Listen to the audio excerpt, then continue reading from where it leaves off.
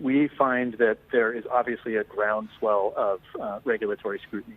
When any business model makes as much money as the cloud service providers do, there's a natural sort of set of questions that emerge. In our report, you'll see we took a very fact-based view, not a policy view, but a fact-based view, and looked hard at 2 decades worth of cloud service provider M&A. And it is very easy to see a clear pattern there that, and it's a very, very counter sentiment, against conventional wisdom conclusion, but that the M&A that these cloud service providers have been prosecuting has actually not been used to extinguish competition. 72% of the deal value has actually increased competition and certainly delivered consumer value, whether it's measured in terms of reduced prices or more choice.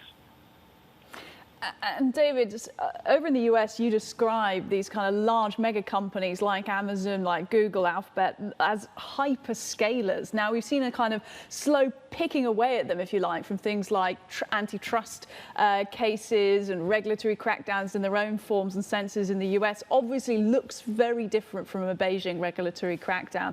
But could these hyperscalers face overall a similar type of regulatory threat and a kind of breaking apart as Beijing's, just in a different clothing, if you like? It's certainly possible. I hope it doesn't get there. I think the work that we've done in this particular report is focused on M&A alone. And there's a broader question about regulatory action against broader behaviors.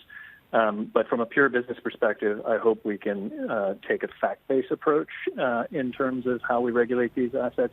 And the fact that they are doing well and making money should not be considered a crime in and of itself from a pure business perspective. How have you seen COVID-19 and the pandemic impact the trends that we've seen in VC investment into the techs? Yeah, great question. We went through COVID like everyone else, and we really have a firm conviction that, and this is based on checking in with our CEO client set almost every month throughout the whole cycle, that COVID actually drove an acceleration of most technology trends that we already knew were happening. We thought we'd see new trends pop up, changes of direction, et cetera. In fact, I think what we experienced was an acceleration of the existing trajectory, whether it's in terms of cloud adoption, whether it's in terms of moving more rapidly to artificial intelligence, et cetera, by about 18 months. And one of the trends that you look at quite closely in your report is AI. That's a hot topic, certainly here in Singapore, in Asia particularly. But I like that you point out that we shouldn't be afraid of AI. I mean, I've seen these automated newsreader robots in some places. Why shouldn't we be afraid of it?